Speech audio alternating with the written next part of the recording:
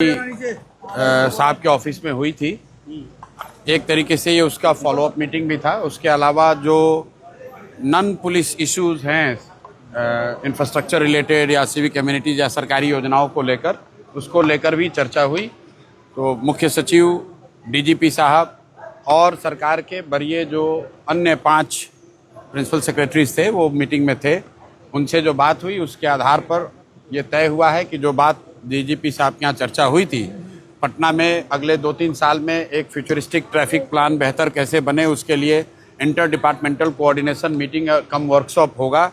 जिसमें कि सभी कंसर्न डिपार्टमेंट के साथ साथ देश के जो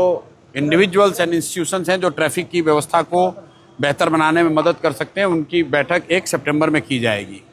दूसरी बात जो सहमति बनी थी कि जो सूखा नशा का प्रभाव है, असर है, उसको कंट्रोल करने के लिए देश भर की जो सिविक सोसाइटी ऑर्गेनाइजेशंस हैं उनके साथ और पटना पुलिस के साथ मिलकर एक कम्युनिटी पुलिसिंग का प्रोग्राम हम लोग बना रहे हैं। उस पर हम लोग आगे डीजीपी साहब और पुलिस विभाग के साथ मिलकर काम करेंगे। तीसरी बात जो पिछले मीटिंग में तय हुई थी कि जो वेंडर्स हैं जहां से अनऑथराइज्ड कलेक्शन पुलिस कर रही है या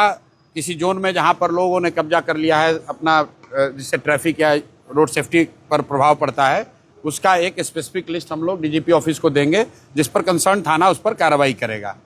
ये पिछले मीटिंग का फॉलोअप था जिसको आज हम लोगों ने, जिसको चीफ सेक्रेटरी के प्रेजेंस में, सभी वरीय पदाधिकारियों के प्रेजेंस में अप्रूव किया गया कि इसको आगे करना है। इसके अलावा जो चीफ सेक्रेटरी से जुड़े मुद्दे थे उसमें जो सबसे बड़ा मुद्दा है कि पटना में जो लोगों को, राशन कार्ड धारकों को 3.5 किलो या 4 किलो अनाज मिल रहा है, उस बात पर चर्चा हुई है और चीफ सेक्रेटरी महोदय ने यह आश्वस्त किया है कि ऑन प्रायोरिटी अगले कुछ दिनों में इसके लिए वो सभी कंसर्न पदाधिकारियों को बुला रहे हैं और हर हालत में पटना में राशन कार्ड धारकों को 5 किलो अनाज मिलेगा, ये चोरी बंद होगी, इसका उन्होंने आश्वासन दिया है। दूसरी बात, जो पटना स्मार्ट सिटी का प्रोग्राम है, जिसमें कि आप सामान्यतः जो समस्याएं सुनते हैं, नाली, गली, स्ट्रीट लाइट, वेंडिंग जोन या जो ड्रेनेज की समस्या है, इस तरह की जितनी समस्याएं लोगों ने बताई थी, वो पटना के म्युनिसिपल कॉरपोरेशन म्युनिसिपल कमिश्नर भी थे वहाँ मीटिंग में, उनके साथ चर्चा हो गई है। उसको कैसे बेहतर बनाना है उसके लिए एक पूरा विस्तृत हम लोग प्रयास अभी शुरू करेंगे।